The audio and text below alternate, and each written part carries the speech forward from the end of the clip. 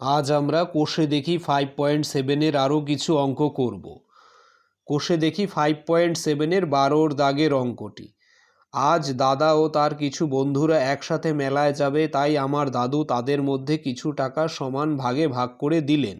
দেখছি যদি দুইজন বন্ধু কম থাকতো তবে প্রত্যেকে 18 টাকা পেত, আবার যদি তিনজন বন্ধু বেশি থাকতো তবে প্রত্যেকে 12 টাকা পেত। দাদারা কতজন মেলায় গিয়েছিলে এবং দাদু মোট কত টাকা ওদের সমান ভাগে ভাগ করে দিয়েছিলেন হিসেব করে লিখি।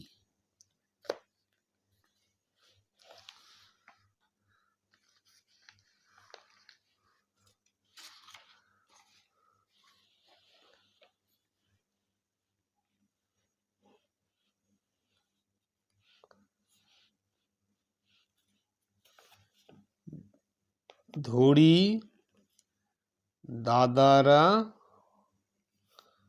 মোট x জন মেলায় গিয়েছিল।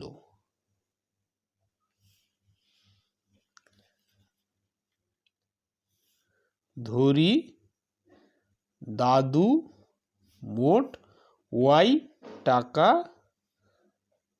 দিয়েছিল। তারপরে বলেছে যদি দুইজন বন্ধু কম থাকতো তবে প্রত্যেকে 18 টাকা পেত। তাহলে দুইজন বন্ধু কম থাকলে কতজন হতো? তখন হতো x-2 জন। ঠিক আছে, দুইজন বন্ধু কম থাকলে x-2 জন থাকতো, কারণ x জন গিয়েছে, ঠিক আছে, তার জায়গায় দুজন কম হচ্ছে, তো তার মানে x-2 জন। তাহলে প্রত্যেকে যদি 18 টাকা পায় তাহলে দাদু মোট কত টাকা দিয়েছিল? x-2 ইন্টু 18, প্রত্যেকে 18 টাকা পায় আর x-2 জন গিয়েছিল, তাহলে এটাই হবে ইকুয়াল টু y, কারণ দাদু মোট দিয়েছিল y টাকা, তাহলে x-2 into 18 equal to y।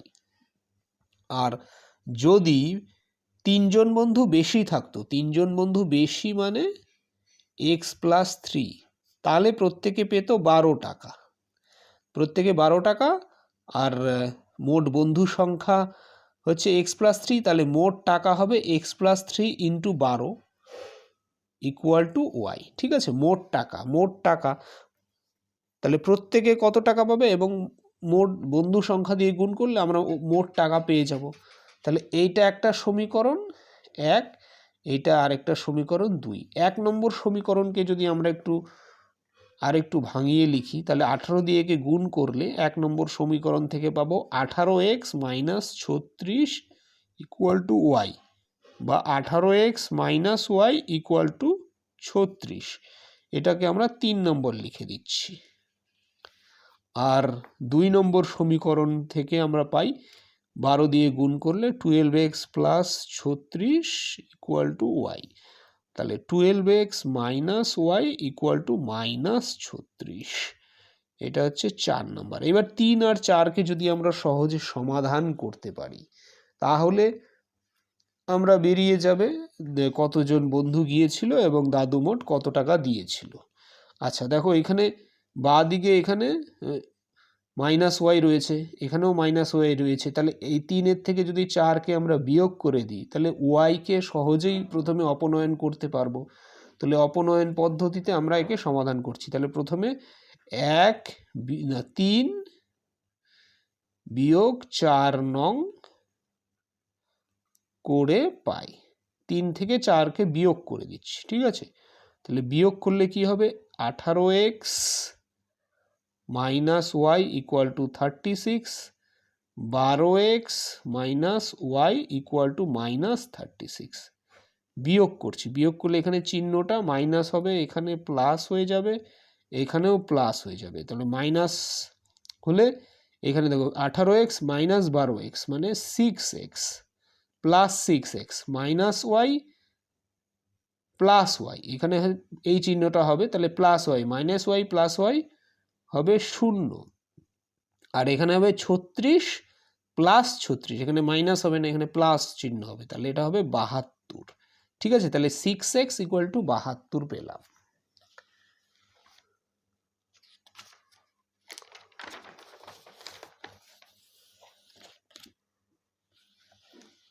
6x equal to 72, তাহলে x ইকুয়াল টু 72/6 মানে হচ্ছে 12। তাহলে x এর মান আমরা 12 পেয়েছি।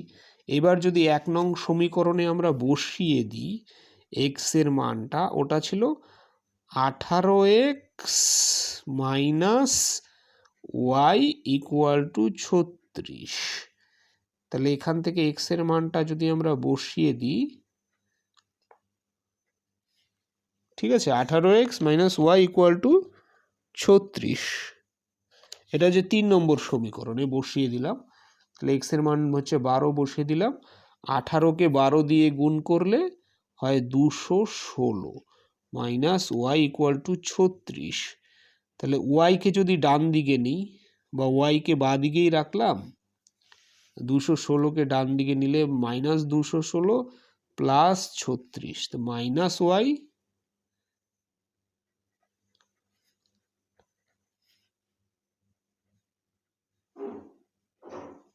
ঠিক আছে, এখানে হবে মাইনাস 180। তাহলে ওয়াই হবে 180, ওয়াই এর মানটা পেয়েছি 180। তাহলে দাদু মোট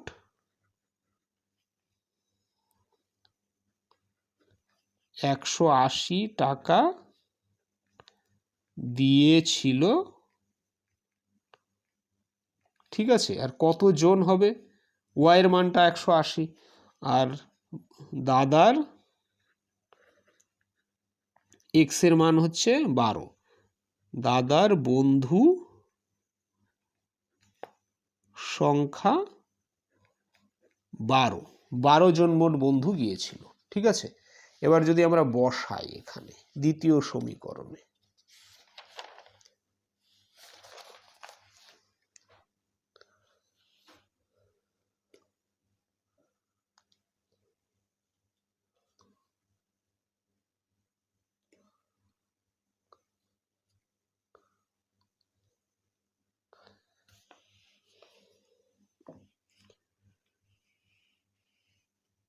বা 4 নম্বর সমীকরণে বসাই, 12কে 12 দিয়ে গুণ করলে 144 মাইনাস 180, তাহলে মাইনাস 36। আর এখানে তো বসালে হবেই, 18কে 12 দিয়ে গুণ করলে 216 মাইনাস 36 180। তাহলে মোট টাকা দিয়েছিল 180 আর মোট 12 জন ছিল।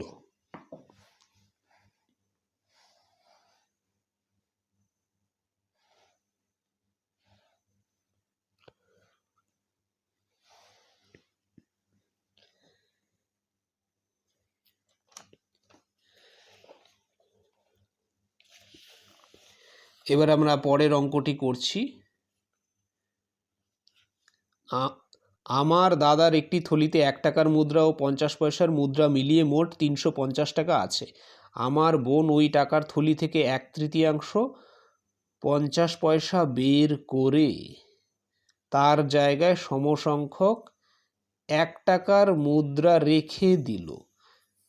এখন ওই থলিতে মোট টাকার পরিমাণ 400 টাকা হলো। প্রথমে দাদার থলিতে আলাদাভাবে 1 টাকার মুদ্রা ও 50 পয়সার মুদ্রা কতগুলি ছিল হিসাব করে লিখি। 13 নম্বর অঙ্কটি।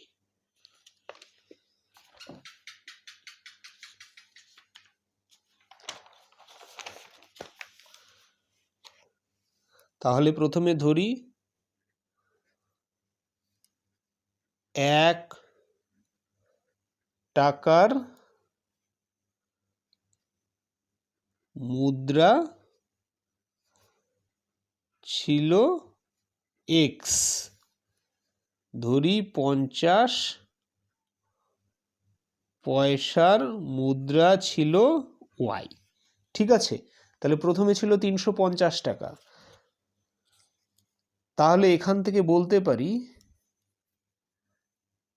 1 টাকার মুদ্রা ছিল xt আর 50 পয়সার মুদ্রা ছিল yt। তাহলে 1 ইন্টু এক্স প্লাস 50 পয়সাকে আমরা ½ টাকা লিখতে পারি, 50 পয়সাকে আমরা হাফ টাকা লিখতে পারি, তাহলে হাফ টাকা টাকাতে কনভার্ট করে নিলাম। 50 পয়সাকে আমরা টাকাতে কনভার্ট করে নিলাম, তাহলে 50 পয়সা ইকুয়াল টু হাফ টাকা ইনটু ওয়াই। তাহলে 1 টাকার মোট মূল্য কত হবে? 1 টাকার সংখ্যা ছিল এক্সটি, আর তাহলে মোট মূল্য হবে এক্স ইন্টু 1, কারণ 1 টাকার মূল্য হচ্ছে 1 টাকা, তাহলে এক্সটি হবে মোট মূল্য। 1 টাকার যতগুলি মুদ্রা ছিল সব যদি আমরা মূল্যে হিসাব করি, যেহেতু এক্সটি ছিল তাহলে মোট টাকা হবে এক্স ইন্টু 1। আর যদি 50 পয়সার হিসাব করি, 50 পয়সা তো মানে হাফ টাকা, 50 পয়সা বা হাফ টাকা আমরা লিখে দিচ্ছি। এটা 50 পয়সা ইকুয়াল টু হাফ টাকা, ঠিক আছে, এটাকে এখানে লিখে নিলাম। 50 পয়সা ইকুয়াল টু হাফ টাকা।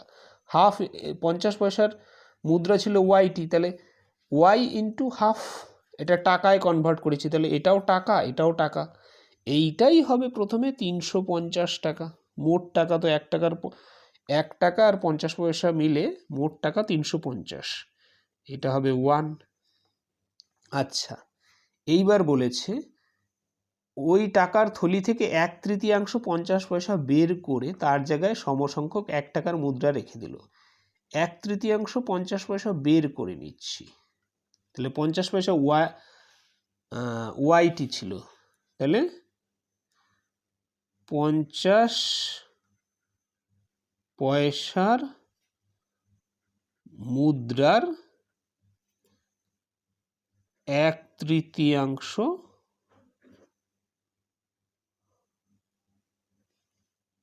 হবে y/3। যতগুলি 50 পয়সার মুদ্রা ছিল, 50 পয়সার মুদ্রা ছিল ওয়াইটি, তাহলে 50 পয়সার মুদ্রার 1/3 হবে y/3, তাহলে এটাকে বের করে নেওয়া হয়েছে। তাহলে বাকি 50 পয়সার মুদ্রা কতটি হবে? 50 পয়সার মুদ্রা বাকি থাকবে, প্রথমে তো ওয়াই ছিল, এবার 1/3 বের করে নিয়েছি, তাহলে এটা হবে 3 into 3y minus Y equal to 2y/3। এতটি 50 পয়সার মুদ্রা বাকি থাকবে, ঠিক আছে। এবার কতগুলি 50 পয়সার মুদ্রা বের করে নিয়েছি? y/3টি 50 পয়সার মুদ্রা বের করে নিয়েছি, কিন্তু তার জায়গায় সমসংখ্যক 1 টাকার মুদ্রা রেখে দিলাম। যতগুলি 50 পয়সার মুদ্রা বের করে নিয়েছি, তাহলে ততগুলি 1 টাকার মুদ্রা আমরা তার মধ্যে রেখে দিলাম। তাহলে 1 টাকার মুদ্রা সংখ্যা কত হবে? এখন প্রথমে তো এক্সটি ছিল 1 টাকার মুদ্রা, ঠিক আছে। এইবার 50 পয়সার মুদ্রা ওই থলি থেকে আমরা এতগুলো বের করে নিয়েছি, y/3 এতগুলো মুদ্রা 50 পয়সার মুদ্রা বের করে নিয়েছি, তার জায়গায় এতগুলোই, ঠিক এতগুলোই y/3 সংখ্যক 1 টাকার মুদ্রা থলির মধ্যে রেখে দিলাম। তাহলে থলিতে 1 টাকার মুদ্রা হবে, ঠিক আছে। y/3 সংখ্যক মুদ্রা আরও রেখে দিলাম, এতগুলি 50 পয়সার মুদ্রা বের করে ঠিক এতগুলি 1 টাকার মুদ্রা রেখে দিলাম। তাহলে আগে তো ছিল এক্স, তাহলে এখন হবে এক্স প্লাস y/3। তাহলে এত সংখ্যক 50 পয়সার মুদ্রা কমে হয়ে গেল 2y/3। তাহলে এখন থলিতে 50 পয়সার মুদ্রার সংখ্যা 2y/3, কারণ এত সংখ্যক মুদ্রা আমরা বের করে নিয়েছি। এবার তার জায়গায় ঠিক অত সংখ্যক 1 টাকার মুদ্রা রেখে দিয়েছি, তাহলে 1 টাকার মুদ্রার সংখ্যা হবে, আগে তো এক্স ছিল, এক্স এর সাথে এটা যোগ হয়ে যাবে, এক্স প্লাস y/3। তাহলে এটা হবে 1 টাকার মুদ্রার সংখ্যা এখন, ঠিক আছে। তাহলে এখন এটা 50 পয়সার মুদ্রার সংখ্যা, এটা 1 টাকার মুদ্রার সংখ্যা। তাহলে এখন বলেছে মোট টাকা হবে 400 টাকা। তাহলে 1 টাকার মুদ্রার সংখ্যা হচ্ছে এক্স প্লাস y/3 ইন্টু 1 টাকা, 1 টাকার মুদ্রার সংখ্যা হচ্ছে x + y/3 × 1, তাহলে হচ্ছে 1 টাকার মোট মূল্য, 1 টাকার যতগুলি 1 টাকার মুদ্রা রয়েছে তার মোট মূল্য হবে এটা। আর 50 পয়সার মোট মূল্য হবে, 50 পয়সার মুদ্রা সংখ্যা তো 2y/3 × হাফ, 50 পয়সা মানে হাফ টাকা, এইটা হবে 400। ঠিক আছে, তাহলে এটা আমরা 2 নম্বর সমীকরণ পেলাম। আচ্ছা, 1 নম্বর সমীকরণ যেটা ছিল ওটাকে আমরা একটু পরিবর্তন করে লিখি। x + y/2 = 350। তাহলে এখান থেকে লিখতে পারি 2x + y = 700, এটা হচ্ছে 3। আর 4 নম্বর সমীকরণটাকেও আমরা এখান থেকে একটু চেঞ্জ করছি, তাহলে x + y/3 1 দিয়ে গুণ করে দিলাম ইন্টু, এইখানে হবে 2 কেটে যাচ্ছে, থাকবে y/3 = 400। এটাকে যদি যোগ করি 3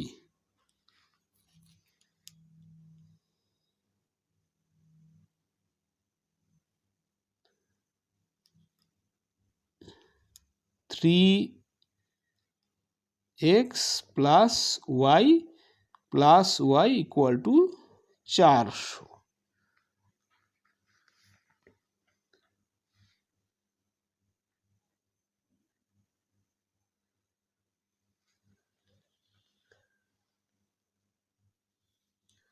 বা এখান থেকে লিখতে পারি 3x + 2y = 1200। ঠিক আছে, এটা হচ্ছে 4 নম্বর সমীকরণ। এবার 3 ও 4কে সমাধান যদি করি তাহলে আমরা সহজেই বের করতে পারবো। তাহলে কিভাবে করব? যদি 3 নম্বরকে আমরা 2 দিয়ে গুণ করি তাহলে y এর সহগ হবে 2, এখানে y এর সহগ 2 রয়েছে, তারপরে যদি বিয়োগ করে দিই 3 থেকে 4, তাহলেই আমরা সহজেই এর অপনয়ন পদ্ধতিতে y কে অপনীত করতে পারবো। তাহলে 3 নম্বরকে ইন্টু 2 মাইনাস 4 নম্বর করে দিচ্ছি। 3 নম্বরকে 2 দিয়ে গুণ করে তার থেকে 4কে বিয়োগ করে দিচ্ছি। ঠিক আছে, প্রথমে 3 নম্বরকে 2 দিয়ে গুণ করব। 2 দিয়ে গুণ করলে হবে 4x + 2y = 1400। আর 4 নম্বরকে যেমন আছে তেমনই রেখে দিচ্ছি, 3x + 2y = 1200। এইবার বিয়োগ করছি, তাহলে x থাকবে এখানে 0 হয়ে যাবে, = 200। তাহলে x এর মান 200 পাবো। ঠিক আছে, এবার x এর মানটা যদি আমরা এই 3-এ বসিয়ে দিই, 3-এ 3 হচ্ছে 4x + 3y = 1400, 4x + 2y, 4x + 2y = 1400, x হচ্ছে 200 প্লাস 2y = 1400। ঠিক আছে, তাহলে 2y = 4কে 2 দিয়ে গুণ করলে 800, তাহলে 1400 মাইনাস 800, 2y = 600, তাহলে y = 600 / 2 = 300। তাহলে x পেলাম আমরা, x হচ্ছে 200, y 300। ঠিক আছে, তাহলে 1 টাকার মুদ্রা ছিল 200টি, আর 2 টাকার 50 পয়সার মুদ্রা ছিল 300টি। তাহলে একবার হিসাব করে দেখি। প্রথম সমীকরণে 200 হলে এখানে 200 টাকা, আর এখানে ছিল 300, তাহলে 300কে হাফ দিয়ে গুণ করলে 150, তাহলে 200 + 150 350 টাকা। আচ্ছা, এবার যদি পরের সমীকরণ থেকেও বার করি, এখানে 200, এখানে y 300, 300কে 3 দিয়ে ভাগ করলে 100, তাহলে 200 + 100 300, আর এখানে 300, 300কে এখানে হচ্ছে 200, এখানে 300, 300কে 3 দিয়ে ভাগ করলে 100, এখানে 200 + 100 হবে 300, তাহলে 300 টাকা। আর এইখানে 300, y এর জায়গায় 300, 300কে 3 দিয়ে ভাগ করলে 100, আর এখানে 2 2 কেটে যাচ্ছে, তাহলে এখানে টোটাল হচ্ছে 100, ওয়াইয়ের মান 300 আর এক্সের মান 200। যদি এখানেও বসাই আমরা 400 পাবো, এখানে 100, এখানে 300। ঠিক আছে, তাহলে এক্সের মান হবে 200 আর ওয়াইয়ের মান 300। তাহলে 1 টাকার মুদ্রা ছিল 200টি, 3 টাকার 50 পয়সার মুদ্রা ছিল 300টি।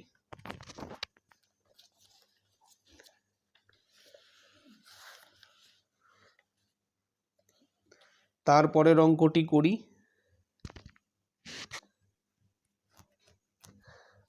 আজ মামার বাড়ি যাব,